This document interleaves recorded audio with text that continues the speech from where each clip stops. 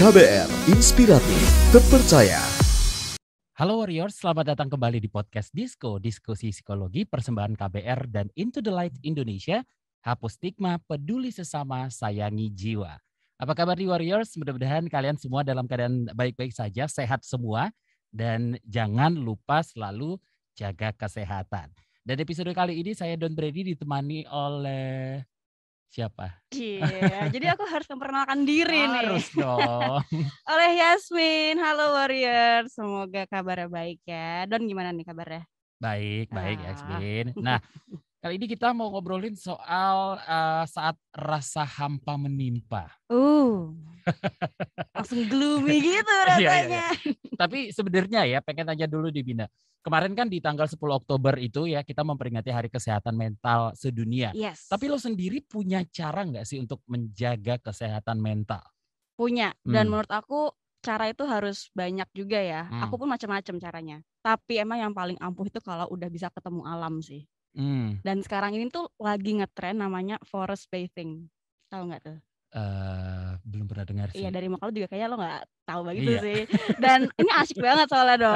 Ini self healing, tapi emang lo di hutan. Oke. Dan selain ya self healing tadi, akhirnya juga ditambah dengan praktik mindfulness gitu. Kalau ngomongin soal hutan sih ya, lu gak usah ragu sama gue. Nah itu. Dulu waktu zaman kuliah itu suka pergi ke gunung, naik gunung. Tujuannya sih ya cuma ngikutin tren sama kayak lo tadi ya. Forest bathing gitu kan lagi tren gitu ya. Kalau nggak tahu tuh tren. Nggak tahu, itu kan baru-baru ini. Iya benar sih. Kalau dulu itu ya kalau nggak naik gunung lo bukan mahasiswa gitu loh.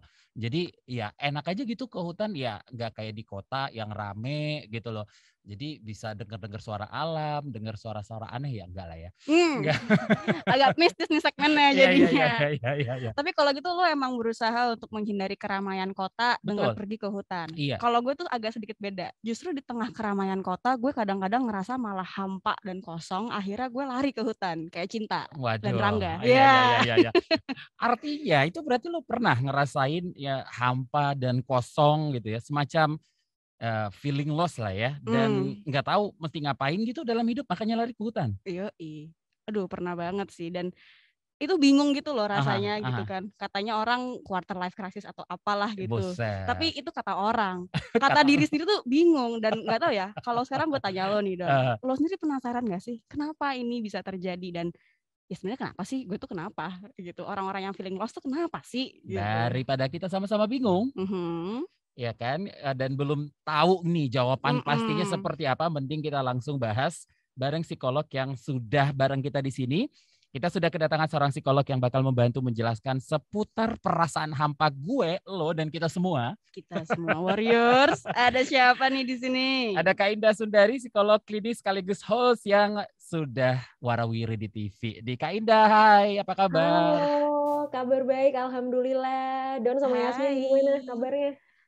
Alhamdulillah, puji Tuhan baik ya. Walaupun hampa tapi nggak apa-apa. Iya gitu.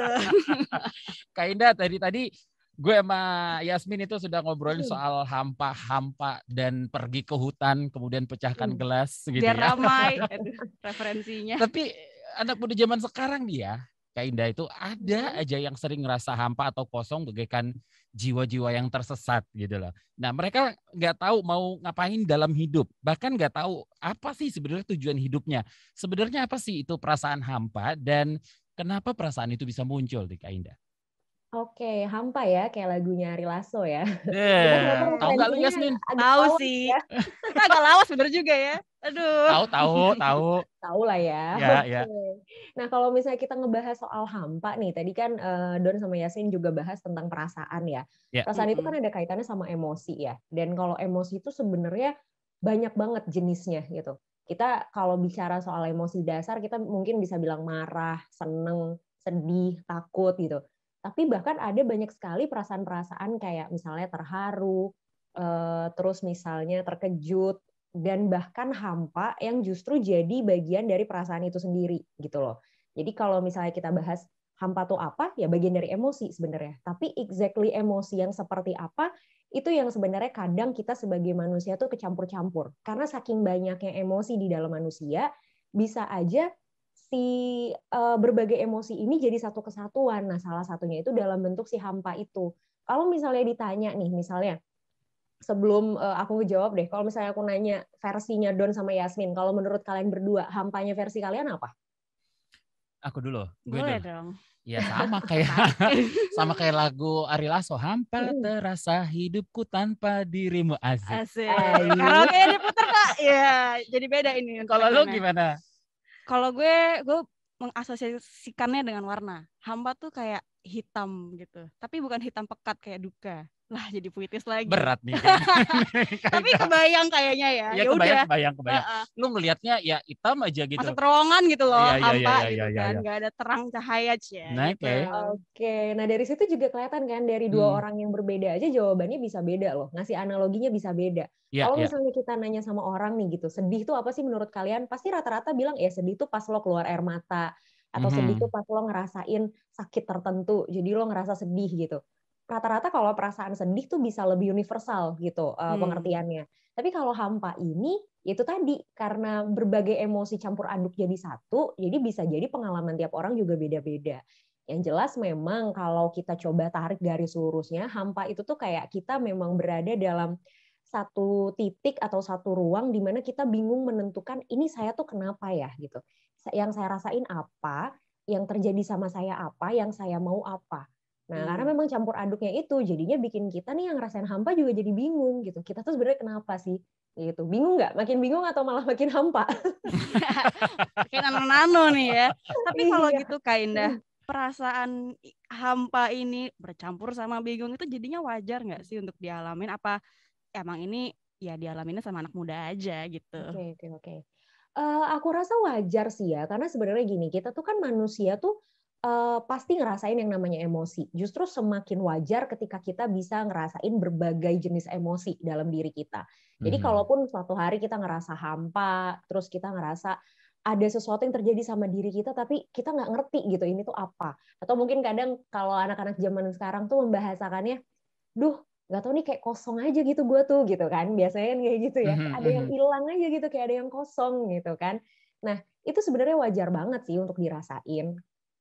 Ketika memang itu sudah mulai mengganggu aktivitas kita sehari-hari, ganggu berbagai aspek di hidup, ganggu diri kita sendiri, ganggu orang-orang di sekitar kita, baru itu dibilang tidak wajar.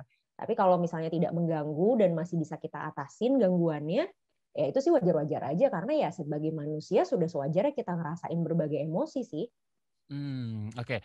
Nah, tadi kan Kak Indah di awal gue sama Yasmin sempat ngobrol itu perbedaan kita terhadap gimana sih kita kalau ngerasa hampa gitu. Kalau gue ke hutan ya biasa aja karena gue ngerasa gue nggak bisa ngedapetin suasana seperti itu kalau gue lagi di kota. Kalau Yasmin malah kebalikan gitu loh. Dia ke hutan karena mencari di kota aja dia kesepian gitu. Heran loh Yasmin di kota segitu rame loh. Teman-teman gue kayaknya Tapi jadi pertanyaannya gini Kak Indah, apa penyebab munculnya perasaan ini dan apa yang men-trigger kita menjadi seperti itu Kak Indah? Karena kita sering banget ngomong nggak tahu nih kenapa. Iya benar gitu penyebabnya. Oke. Nah, memang itu tadi ya, karena si hampa ini kan percampuran berbagai emosi. Otomatis kalau percampuran berbagai emosi kan pasti berbagai aktivitas dan berbagai hal yang terjadi juga jadinya ikut nyampur gitu loh. Nah, kalau kenapa bisa terjadinya? Pertama, bisa jadi memang kita tidak benar-benar kenal sama diri kita sendiri. Jadi aku tuh sering ketemu sama klien ataupun orang-orang yang bilang kayak, Kak, aku tuh sedih atau aku tuh kayak pengen nangis, tapi aku tuh nggak tahu aku kenapa gitu. Iya. Sering banget tuh Kak. Iya nggak sih gitu kan? Kamu ya? Iya. ini sekalian curcol ya. Curcol nih jadinya. Iya, atau misalnya kayak lagi curcol sama Kak Indah. Yasmin. Iya, tuh misalnya kayak Yasmin tadi gitu kan, bisa-bisanya di kota, di tengah keramaian tapi ngerasa hampa gitu. Ya. Kok bisa gitu kita ngalamin sesuatu yang bertolak belakang dengan lingkungan, dengan situasi gitu. Nah, pada dasarnya bukannya kita nggak tahu kita kenapa, tapi kita belum menyelami diri kita lebih dalam aja. Kenapa kita tidak bisa menyelami diri kita lebih dalam? Bisa jadi karena kita nge-push diri kita terlalu keras untuk ngelakuin berbagai aktivitas. Jadi kayak kita nggak ngasih jeda gitu loh buat diri kita, kayak yuk istirahat dulu yuk bentar. Tanya deh ke dalam diri, kamu capek nggak sih gitu? lo bete nggak sih ngelakuin hal kayak gini terus? Lo lagi mood nggak sih untuk kayak gini? Nah, kalau kita punya waktu untuk diri kita sendiri gitu, itu jauh lebih mudah untuk kita memahami si hampa tadi. Ini hampanya kenapa ya? Oh, hampa karena ternyata gue kebanyakan kerja nih minggu ini, jadi gue capek banget gitu. Atau oh ini gue hampa karena ternyata salah satu orang tersayang gue lagi hilang nih dari deket gue, lagi tiba-tiba gue kayak LDR sama dia atau lain sebagainya gitu kan. Atau misalnya kayak oh ini gue hampa karena ternyata udah mulai senggol-senggolan ya. Mulai senggol-senggol nih. Udah merik-merik nih di studio. Iya gitu. Jadi memang pada dasarnya si hampa ini, karena tadi ya balik lagi gitu, Don sama Yasmin juga punya pemahaman hampa, punya makna hampa tuh beda loh. Artinya untuk kita bisa memahami hampa yang kita maksud, ya kita harus tanya sama diri kita sendiri. Jadi triggernya adalah ya memang pertama kita tidak memberikan waktu untuk jeda ke diri kita, untuk jauh lebih bertanya diri kita kenapa. Kedua, kita memang belum kenal sama diri kita sendiri. Dan ketiga ya, kita nge-push diri kita terlalu keras untuk melakukan berbagai aktivitas di dalam proses hidup kita ini. Gitu loh.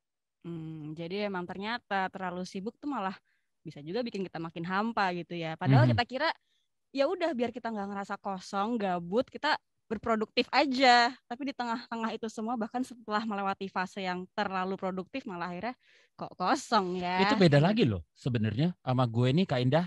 Nggak tahu ya, ini mungkin bisa dijelasin sama Kak Indah. Kalau gue tiba-tiba ngerasa hampa, gue cari kesibukan gitu loh. Mana nih yang benar nih Kak Indah?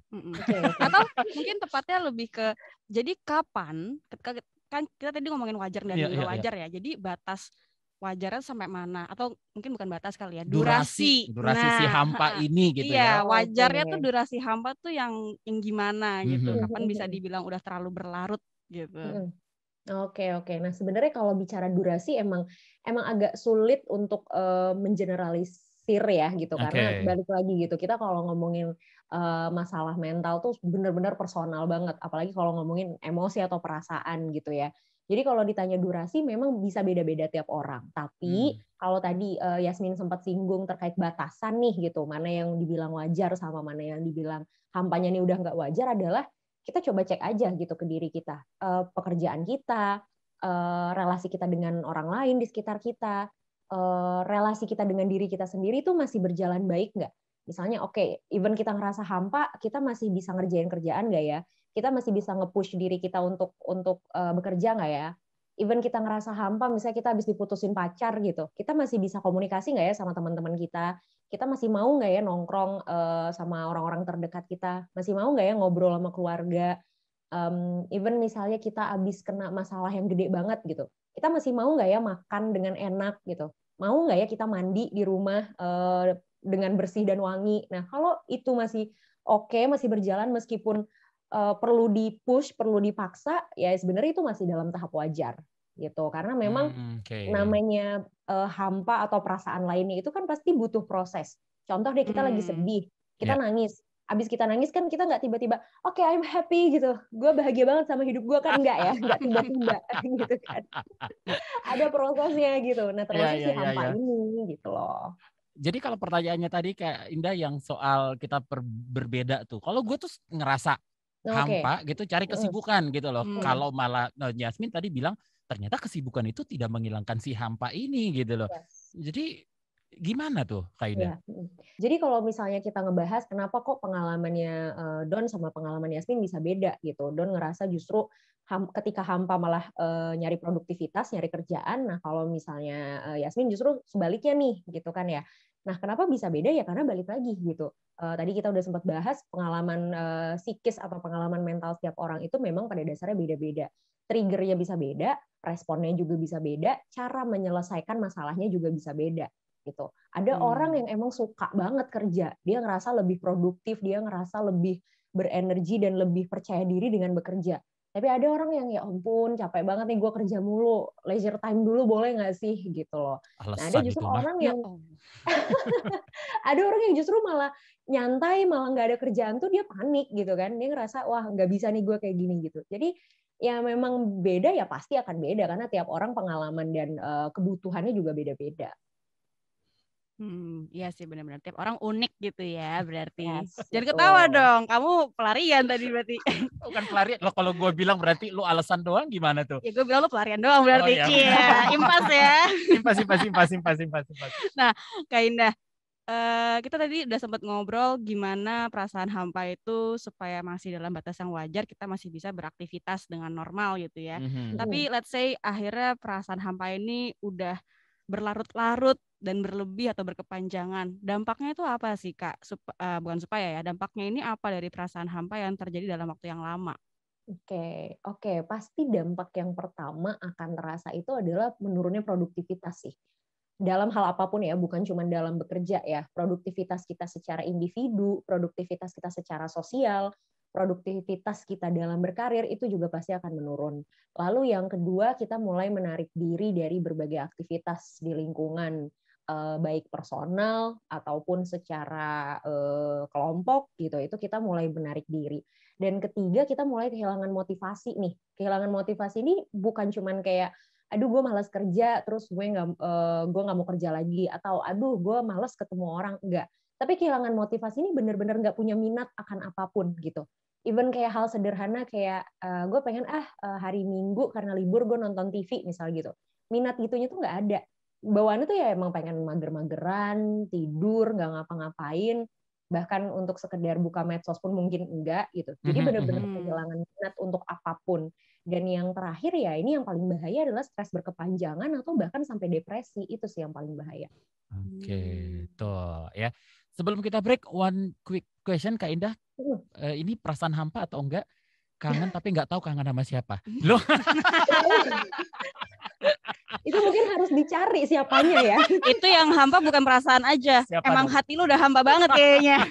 Kita break dulu ya, jangan kemana-mana Warriors. We're back Warriors, kita lanjutin lagi nih ngobrol seputar perasaan hampa. Tapi sebelumnya nih ya Don dan Kak Indah, kayaknya kita punya sesuatu dari series Segala Dalam Diam yang bercerita mengenai seseorang yang sedang berada di fase lost soul atau jiwa yang hilang itu. Dan bingung juga ngapain nih dengan hidupnya. Coba ya kita putar dulu, check this out. Apa iya bahagia itu perlu dicari? Kadang, yang perlu kita lakukan hanyalah berhenti sejenak. Lucunya, semua justru terdengar lebih jelas ketika kita diam.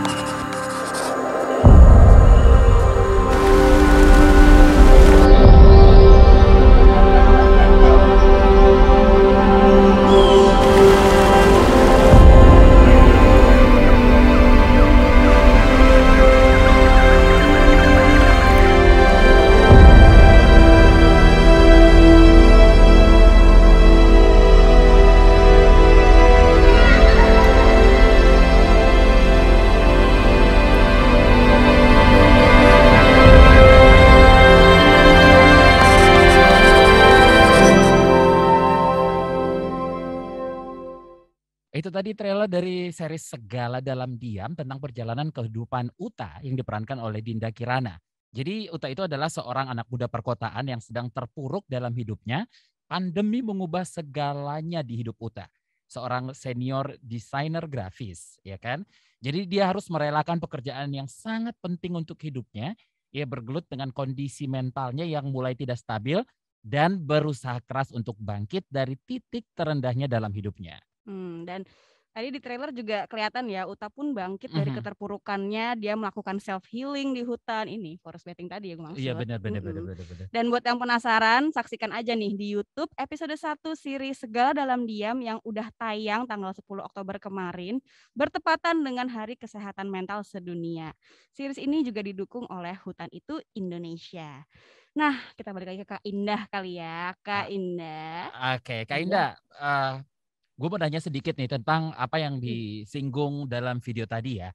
Jadi tadi Uta itu si pemeran utamanya nanya tuh, apakah kebahagiaan itu harus dicari gitu loh.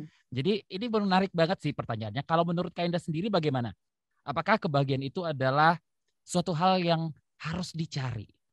Oke, kalau ditanya kebahagiaan harus dicari apa enggak? Iya, harus. Karena kebahagiaan itu kan nggak datang kayak durian runtuh brek aja gitu ya, datang dari atas gitu, tiba-tiba kita happy, kita dapat bahagia. Enggak gitu. Bahagia kita tuh kan kita yang nentuin sebenarnya. Dan standar bahagia tiap orang juga beda-beda. Jadi kalau ditanya bahagia harus dicari, ya harus. Tapi bukan berarti hidup kita harus selalu penuh dengan bahagia. Sometimes kalau kita ngerasa sedih, kalau kita ngerasa takut, kita ngerasa jijik, kita ngerasa cemas, itu it's okay banget, nggak apa-apa banget. Karena itu yang bikin kita jadi manusia gitu sebenarnya. Tapi kalau pertanyaannya bahagia harus dicari, ya carilah gitu. Karena memang bahagia itu kita yang ciptain. Bahagianya aku nih sama bahagianya Don sama bahagianya Yasmin mungkin beda-beda standar dan indikatornya. Jadi wah, itu setuju nggak sih. mungkin juga, ya kan? Nggak mungkin juga tiba-tiba kayak misalnya Don bilang, Kak, gue lagi bahagia banget nih, lo juga harus ngerasain bahagia dong. Lah ngapain?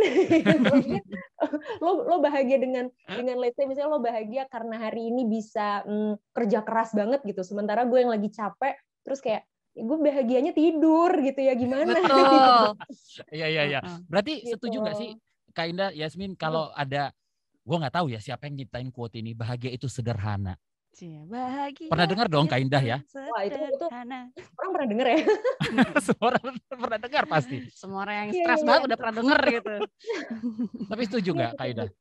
Setuju banget. Karena memang gini, kadang ya balik lagi ya, karena bahagia tuh kita yang nentuin, kita juga yang tahu sebenarnya standarnya gitu. Kalau misalnya kita bilang, oke, bahagia itu sederhana, ya kalau misalnya lo bisa dapetin bahagia hanya dengan bantu nenek-nenek nyebrang jalan misalnya, ya udah itu bahagianya lo gitu. Kalau lo bahagia karena tiba-tiba lo ngelihat piring lo di dapur udah rapi, dicuciin sama pasangan lo, itu curhat. Gemas. Itu curhat barusan. Iya. Curhat barusan Kak Indah ya. Curhatan ibu rumah tangga gimana ya? Iya.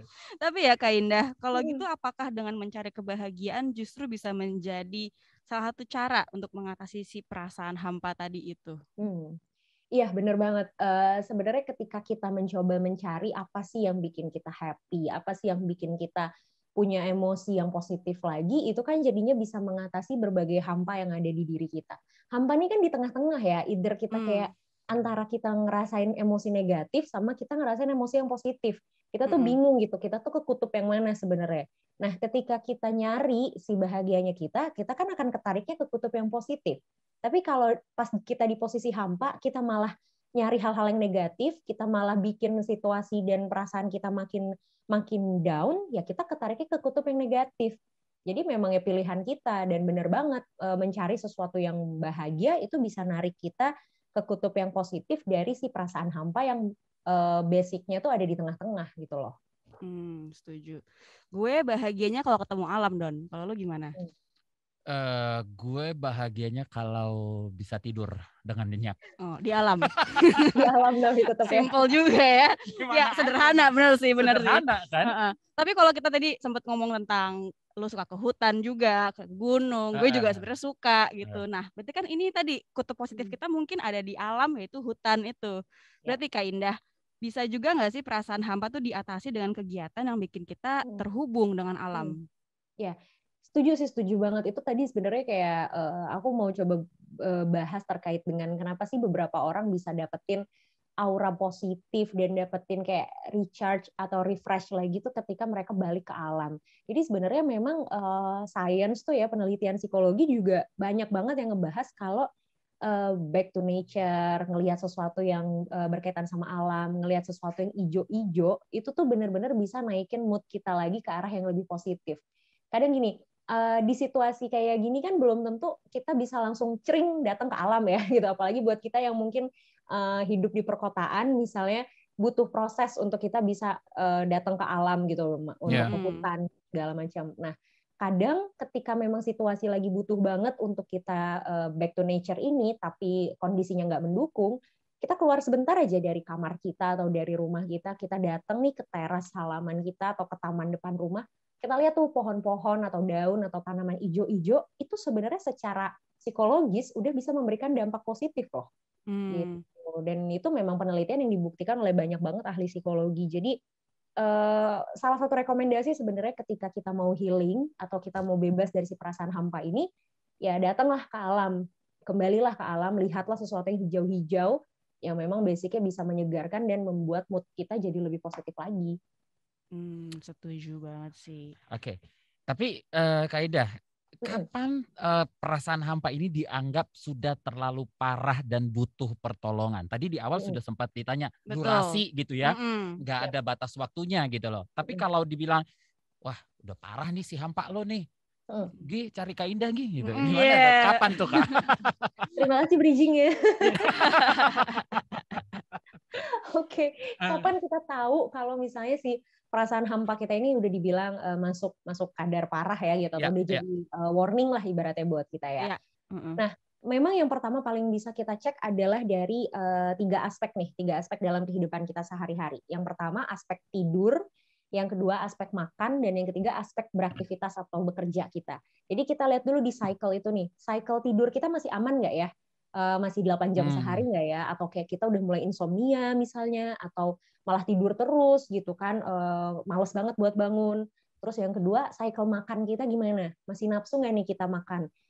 Masih rutin nggak kita makan misalnya 2 kali sehari gitu, siang dan malamnya tepat nggak nih jam 12 dan jam 7 misalnya, atau around segitulah gitu. Terus kita lihat cycle kita dalam beraktivitas. Let's say kita misalnya mahasiswa, kita masih mau nggak? Kita masih punya willingness nggak nih untuk kuliah? Masih minat nggak untuk ketemu teman-teman di kampus? Atau misalnya aktivitas kita bekerja, kita masih mau nggak ya ngerjain kerjaan kita? Kita masih bisa nerima nggak ya WhatsApp dari orang-orang kantor yang tang-ting-tung setiap hari misalnya? Nah, 3 cycle itu aja yang paling gampang buat kita ngecek is it okay buat kita? Ini masih oke nggak ya? Nah, kalau ternyata dari 3 cycle utama itu udah cukup berantakan, itu sebenarnya udah jadi warning sih untuk kita datang ke profesional, bukan untuk diagnose diri sendiri ya, bukan untuk bilang oke, gue udah mulai nggak sehat nih secara mental, atau hampa gue udah mulai parah nih. Nah, please jangan lakuin itu. Tapi ini warning untuk kita datang ke profesional, either itu psikolog, psikiater, ataupun dokter, untuk kayak kita cek lebih lanjut apa nih yang sebenarnya terjadi sama kita. Oke, never self-diagnose ya, warriors ya. Oke, Kak, kita udah ngebahas cukup banyak nih tentang dari pergi ke alam, kembali ke alam, atau mungkin emang kalau udah ada rasa harus perlu banget ke profesional, kita ke sana. Tapi sebelum sampai kita ke level harus ke profesional, ada lagi nggak nih Kak cara selain yang udah kita bahas untuk mengatasi perasaan hampa? Oke. Kalau kita tadi udah sempat disinggung ya terkait lihat yang ijo-ijo itu. Jadi ini mungkin sebenarnya salah satu saran yang udah banyak dilakuin sama orang, tapi kadang orang-orang tuh nggak sadar bahwa ini bisa ngasih dampak psikologi yang positif loh gitu.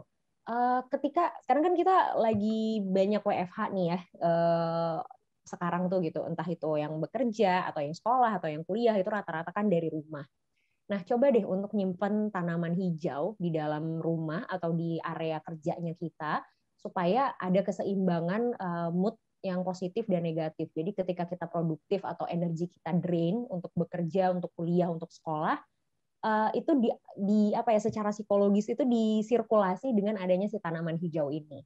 Yang pertama, jadi coba istilahnya kalau di psikologi itu bentuk ruangan hijau. Jadi kasih sesuatu yang bernuansa hijau di meja kerja atau di ruangan kita. Lalu yang kedua itu tadi hirup udara segar. Jadi kita tahu time limitnya kita. Ketika kita sudah mulai ngerasa capek, kita udah mulai ngerasa oke, ini gue kayak udah drop nih, gue kayaknya udah nggak mood nih kerja, ya udah away dulu sebentar lah, 5-15 menit, keluar dulu dari ruangan, hirup udara segar, minum, exercise sedikit, misalnya peregangan, baru setelah itu beraktivitas lagi.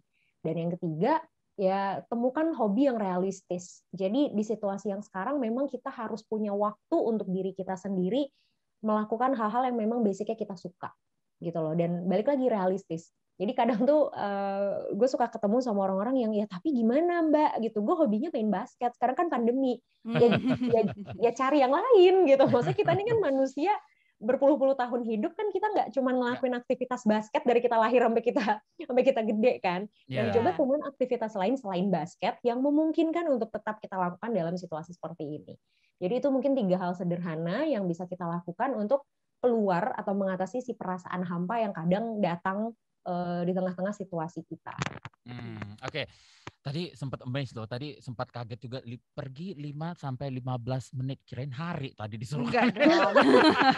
Agak bingung ngambil cutinya nih Kak Indah 5-15 hari. Tapi jadi staycation ya jatuhnya. Iya, tapi staycation juga salah satu solusi ya untuk mengurangi perasaan hampa tuh. Enggak 15 hari juga dong. Enggak sih. Agak dicariin orang. Susah cutinya. Terakhir nih Kak Indah, ada pesan buat warriors yang mungkin sedang merasakan perasaan hampa ini. Oke. Jiwa-jiwa hilang ini. Aku selalu ngingetin buat siapapun di luar sana yang lagi ngadepin hampa ini ya, contohnya. Take your time. Artinya ketika kita mulai ngerasa there's something wrong with my body gitu kan, kita mesti ngasih jeda sebentar aja ke diri kita untuk istirahat. Contohnya kalau misalnya kita analogikan secara fisik gitu, kita tuh kalau misalnya sakit, kita kan nggak tiba-tiba drop, nggak tiba-tiba yang demam, nggak tiba-tiba yang langsung masuk IGD gitu. Pasti kan ada siklusnya dulu gitu, ada gejala-gejala simpelnya dulu. Misalnya oke, badan kita mulai nggak enak, terus kita mulai flu, kita mulai batuk. Itu kan sebenarnya tanda-tanda bahwa kita mau demam nih. Nah, di saat itulah kita harus aware sama diri kita, kita harus ngasih jeda dulu nih bentar, kita harus istirahat dulu bentar.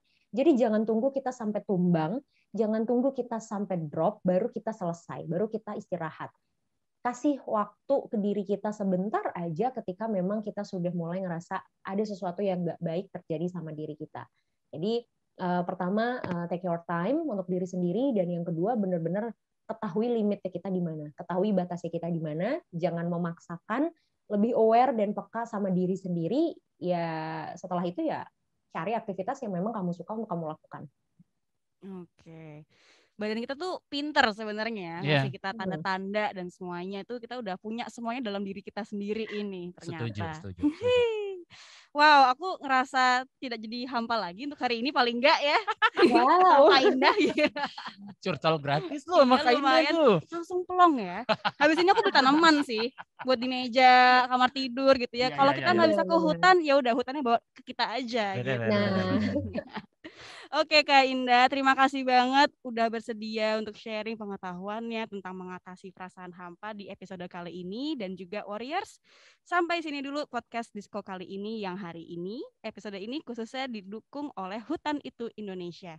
Kalau mau kenal lebih lanjut lagi tentang Hutan Itu Indonesia, bisa langsung cari aja mereka di media sosial Hutan Itu Indonesia, atau bisa kunjungi juga websitenya di www.hutanitu.id.